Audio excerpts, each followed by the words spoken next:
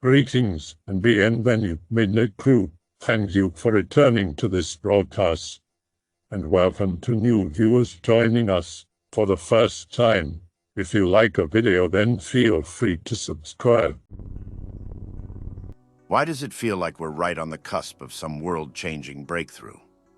There's just been this nervous energy surrounding certain topics that feels like someone knows something, and they're just waiting a few more minutes before they can tell everyone and give away what the big surprise is. The more I look at things, the more I feel like all the weird shit is connected. And the reason no one is getting anywhere is because everyone is super focused on different aspects of the world and can't see the whole world as one big picture. There is evidence of something big, and it feels like a shift in understanding is about to happen at any moment. But I can't stand the tension. The younger Dryas impact is the best example of this. There is evidence of an ancient global catastrophe, but people studying only one area can't even imagine the possibility that what they're looking at is connected to another area. The North American plains are covered in evidence of a giant mega-flood that ripped the land asunder. Mass graveyards in Russia and Canada were full of perfectly preserved animals that were somehow flash-frozen and torn limb from limb. Meat did not rot. Every ancient culture and religion has the same story of a giant flood that wiped out the world. There are ancient underground cities all over the globe that would have been self-sustaining for millions of people, which are probably fallout shelters from the impact. There are ancient structures all over the globe that we have zero idea how they were built, clearly using technology we don't have access to. Egypt, Göbekli Tepe, Peru. The ancient tribes and cultures still living near this stuff all say their people found it, and they do not claim to have created these things, even when the scholars like Zahi Hawass claim that these tribes did actually make this stuff. The fact that we have zero idea how any of these things were made or what their function was. Officially, the pyramids were all tombs for pharaohs. All the ancient writings tell stories of these structures being sources of great power that lend credit to the theories that they were some kind of machine at one time, and they have since broken down. The Great Pyramid of Giza, when the European explorers were first looking inside of these things, found that each chamber was full of dried-up exotic chemicals. One of the rooms inside was caked 3 inches thick in crystallized chemicals. They have since been cleaned out so tourists can take selfies inside the pyramid. Plus, LiDAR scans have shown there are more chambers in the pyramid that still remain unexplored, and the keepers refuse to look into it further, even denying further scans with better, more modern equipment, which is completely non-invasive. The ancient tribes and cultures still living near this stuff all say their people found it, and they do not claim to have created these things, even when the scholars like Zahi Hawass claim that these tribes did actually make this stuff. The fact that we have zero idea how any of these things were made or what their function was. Officially, the pyramids were all tombs for pharaohs. All the ancient writings tell stories of these structures being sources of great power that lend credit to the theories that they were some kind of machine at one time, and they have since broken down. The Great Pyramid of Giza, when the European explorers were first looking inside of these things, found that each chamber was full of dried-up exotic chemicals. One of the rooms inside was caked 3 inches thick in crystallized chemicals. They have since been cleaned out so tourists can take selfies inside the pyramid. Plus, LiDAR scans have shown there are more chambers in the pyramid that still remain unexplored, and the keepers refuse to look into it further, even denying further scans with better, more modern equipment, which is completely non-invasive. In South America, there are ancient megalithic structures where the older stuff on the bottom is clearly more advanced than the younger constructions built on top of them. People still live in these cities today, seemingly ignoring the ancient buildings they live in. Not to mention another exploded structure, the H-blocks at Pumapunku.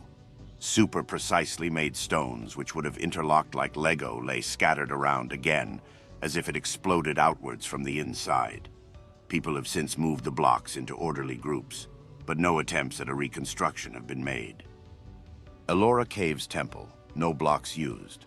The carvings on the right side are exact copies of the carvings on the left side. Seem to have been constructed from the top to the bottom, reminiscent of a 3D printer process by removing material. The waste material was never found anywhere. One can think that the process utilized to remove the material, stone, was vaporization. I thought there were theories on connecting actual energy around the globe related to the locations of pyramids around the world, using curvature and atmosphere. I never get around to transferring data. It does feel like we are on the cusp of something. Absolutely everything around the world has been going through change, and it feels like we've reached I don't think plateau is the right word. From geopolitical to environment to culture to technology and the balance of life.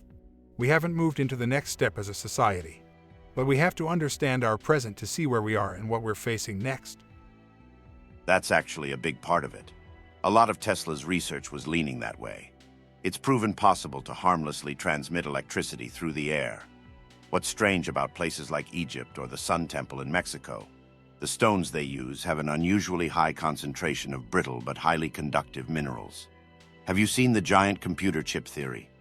These structures are laid out in ways that are oddly reminiscent of our current computer boards. One of the theories is the obelisks were the transmitters that sent the energy into the air to be picked up around the globe. Lots of ancient buildings around the world from basically every culture had literally antennas on their peaks, specifically to capture lightning. Many of them had a bulbous shape at the base of the antennas, very reminiscent of Tesla coils. There's so much to our atmosphere that we haven't utilized as much as humans probably can. It's like from our standpoint of how we view ourselves within our environment, rather than a part of it. We can objectify the atmosphere, but less utility or utilization. Besides power generation, I'm slightly interested in the atmospheric condensers as well. There might even be something that can bring that kind of generation to better fruition. Like another aspect of one or something altogether new. But our current society likes to fabricate objects that consume other industry products. Built to produce rather than utilization. I've been studying ancient archaeology in the Agartha rabbit hole for a while, and have read up on Alexander St. Eve Dalvader and Ferdinand Ossendowski. So I know there's multiple old and even ancient accounts and stories of some sort of mythical race of humanoids that were living here, and I know this does indeed sound schizo, but millions of years ago. A few things I've read speculate that they used to occupy some sort of archipelago in what is now Tibet, China, as the area was once a gigantic island sea and the occupants of its most bountiful islands were the Agarthans. Essentially, they buried underground after a consensus within their race that it was too dangerous living on the surface because of hurricanes, typhoons, and resulting mass floods, earthquakes, and volcanoes. I've seen a lot of media recently showing extreme weather events of this variety in particular without volcanoes. However, I can imagine how bad a max category multi-disaster event would be for the region even for a hyper-advanced, relatively speaking society like the Agarthans, Asgardians. Now, after the creation of what would be the prehistoric equivalent of government megabunkers replete with chemical oxygen generators and unlimited freshwater just to name a couple of things, eventually an even worse calamity happened, a meteor. This was 1.07 million years ago, and the crater is now Lake Bossomtwi in Africa. This triggered a response from the Agarthans, and they reconvened as now a globe-spanning civilization, and they decided to occupy multiple planets, and have done so. A small portion, contingency force staying behind to occupy the bunkers as a centralized command structure from Earth and monitor the regrowth of the planet after a pretty devastating meteor impact that eradicated a large portion of life on Earth. Just like the meteor Chicxulub that destroyed the dinosaur era, it gave rise to the environment that allowed proto-mammalian ancient ancestors to diversify. The Bossomtwi meteor made life radically alter from gigantofauna to megafauna, and this equalized the disparity just enough for our ancestors to proliferate into places that were previously untraversable due to the danger of fauna or otherwise, culminating in the discovery by multiple human subspecies of remnants of the Agarthans Empire, lurching each of them forward in different ways, creating the cultural dimensions of those different subspecies into the races that we have today.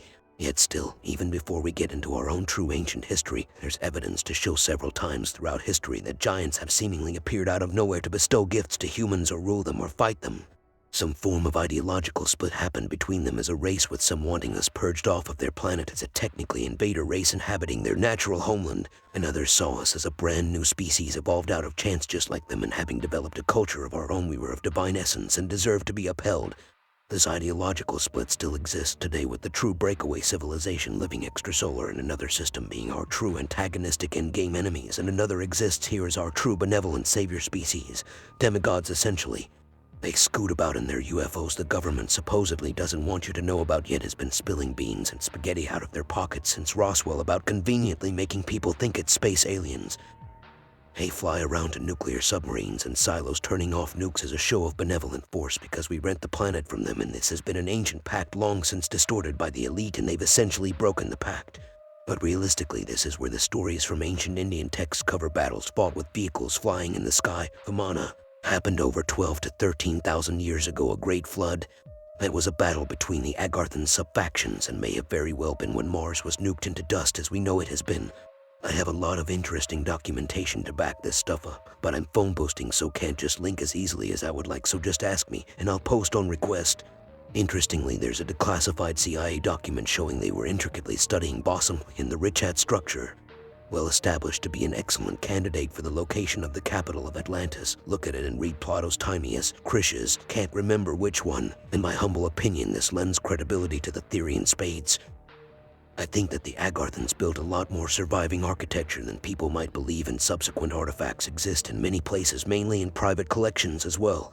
Some notable examples of structures being the trilithon and base-level structures of Baalbek in Lebanon, 1650 tons per block, Teotihuacan, the giant steps off the coast of Japan, certain portions of the Giza Plateau, and other since destroyed locations. China has protected some and kept them secret, as has Saudi Arabia. Many were destroyed in Iraq and Syria, and there are many more remaining to be discovered. Without going into a lot of detail, the expulsion by natural disaster from Atlantis, the pinnacle of their surface achievements, and which was on the cusp of Africa, a quite literally limitless and bountiful paradise from which to obtain natural resources, and towards the Nile culminating in the foundation of pre-dynastic Egypt, was the original expulsion from the Garden of Eden, as the majority of those whom survived this flood were farmers who lived on the boundless plains in what is now the Sahara Desert.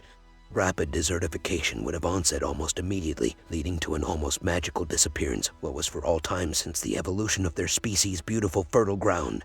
The fact that it literally doesn't exist anymore was lost in translation over 12,800 years and has had an extra veneer of influence coated on top for good measure, since at the time there was a consensus on recolonization and rediscovery of the world, and as such, Gnosis was seen far less as an extremely esoteric principle and more so one that by which all men should strive, as it would be the only way humanity could uplift themselves back to the heights of the Great Golden Age, as literally every single intelligentsia of the Atlantean Age perished as they resided in the cities. A mistake we've yet to correct, and why so many monk-like sects refuse urbanization as a doctrine. I think they are very similar, if not the same, to what I tried to convey, a state of functional and well-executed synchronization. Finding an equilibrium or base state of this concept and making it your standard is life-changing, and in my experience gets to an almost scary level of manifestation capability. It's also very important to keep in mind that manifestation doesn't always affect just you, more often than not. It seemingly is everywhere but where you are. I truly believe that it's to almost tease those that refuse to seize the moment that these things arise.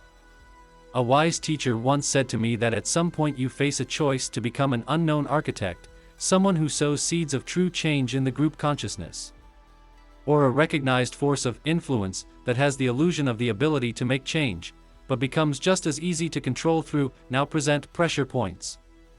The curse of ego is stagnation. The way this world seems to work is that the moment you step into the limelight, you almost lock yourself into an identity that is very hard to change through metamorphosis. Therefore, you find yourself at a paradoxical state of choosing to be unknown to the public, but significant to yourself and the world. Or to become significant in all the ways you very well may never have intended to be, and risk not being able to break out of the mold social perception places you in. It's a tricky game of opposites, honestly. Tesla is just now getting his full recognition for his true genius after many years for what I believe to be this reason, or something along the lines of. But I learn new things every day, and never try to incorporate dogmas into the like. The glory of the cosmic joke is the horror of the cosmic joke, and is the hilarity of the cosmic joke. The genius lies in all those who learn to listen for its cues. I hope that you enjoyed tonight's broadcast. If you enjoyed tonight's story, then please subscribe to the channel, as more green texts will appear daily. A new broadcast will appear when the clock strikes midnight Central Time.